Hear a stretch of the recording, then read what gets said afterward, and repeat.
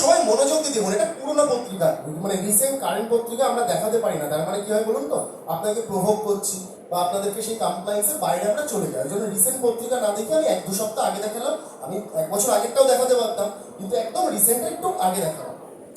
Institutional buying in last week মানে কি, কোন কোন শেয়ারকে আজকে ইনস্টিটিউশনাল প্লেয়াররা বাই করেছে।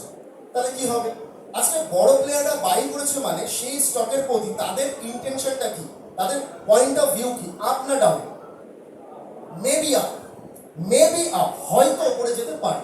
এবার এই যে বাই করেছে আপনি জানতে পারছেন, আবার যে সেল করবে যখন তখন সেল করতে পারে। আপনি তো পত্রিকা পাবেন আবার 1 সপ্তাহ পরে, বা আপনি তো রিপোর্ট পাবেন 1 সপ্তাহ পরে। তাহলে এই যে বাই করে সেল করেনি, এই যে বাই করে হোল্ড করছে বা একটা হেভি পরিমাণে বাই করেছে, সেটা আপনি বুঝবেন কি করে? আপনি যদি বুঝতে পারেন তাহলেই কিন্তু এই যে এসএমসি বলছে, মানে স্মার্ট মানি কনসেপ্ট। স্মার্ট কারা? এফআইআই ডিআই, এরা স্মার্ট। এরা যে মানিটাকে মার্কেটে কাজে লাগাচ্ছে সেই কনসেপ্টটাকে বলা হচ্ছে এসএমসি। তাহলে আজকে এরা এখানে দেখুন বিভিন্ন স্টকের নাম আছে। সবার প্রথমে কি স্টক রয়েছে না, ভেল বলে একটা স্টক রয়েছে। কে কিনেছে না, একটা বড় এএমসি হাউস বা একটা ইনস্টিটিউশনাল জায়গা কিনেছে। কবে কিনেছে, এটা কবেকার পত্রিকা ছিল? 5 তারিখ সম্ভবত, তাই তো? 5 এপ্রিল। 5 এপ্রিল কি বার ছিল? সানডে ছিল। স্যার এই ভেলটাকে একটু আমি চার্টে নিয়ে যাই, এই টাইম ফ্রেম করব, ভেলটাকে একটু চার্টে নিয়ে যাবো। জাস্ট দেখুন, ইনস্টিটিউশনাল প্লেয়ার কিনেছে বলে আমি কিন্তু কিনে ফেলি যদি, তাহলে অন্ধের মতো কাজ করা হবে। আমাকে অ্যানালিসিস করে কিনতে হবে। তাহলে আমি স্টক মার্কেটে শিখলাম কেন? আমি এর মধ্যে কি দেখতে পাচ্ছি? আজকে যে স্যার আপনাদেরকে বললেন একটু আগে, ইনভার্টেড হ্যামার হওয়ার পরে তার উপরে ক্যান্ডেল ক্লোজ দিলে মার্কেট ওখান থেকে উপরে যায়। আপনারা কিন্তু কেউ জিজ্ঞেস করেননি যে স্যার ইনভার্টেড হ্যামার ক্যান্ডেলটা হয় কেন, কিসের জন্য হয়? প্রত্যেকটা ক্যান্ডেলস্টিক কাদের জন্য হচ্ছে? আজকে মার্কেটকে মুভ করানো কি আপনার আমার দ্বারা কি সেটা সম্ভব? সেটা মুভটা করছে কে? বড় প্লেয়াররা করাচ্ছে। প্রত্যেকটা ক্যান্ডেল তৈরি করছে কে? বড় প্লেয়াররা করছে। সেই ক্যান্ডেলগুলোকে দেখেই কিন্তু আমরা বুঝতে পারছি এখানে কোথাও না কোথাও একটা বাইং জায়গা বা সেলিং জায়গা আসতে পারে।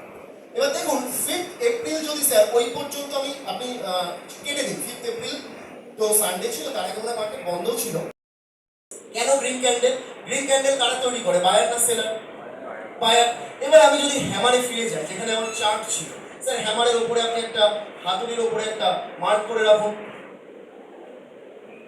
একদম হ্যামারের যেটা আবার শ্যাডো হাই আছে, যেটা হাইতে যদি আমরা মার্ক করি, একদম হ্যামারের হাইতে, ওকে। তাহলে এই হ্যামার হওয়া মানে, যখন ইনভার্টেড হ্যামার স্যার শেখাচ্ছিলেন ওই ওনার আমার বাড়ি এলাকা দিয়ে, এখানে এখন কোন গোষ্ঠী বসে আছে? সবাই মিলে পেছনে যারা, সেলার না বায়ার?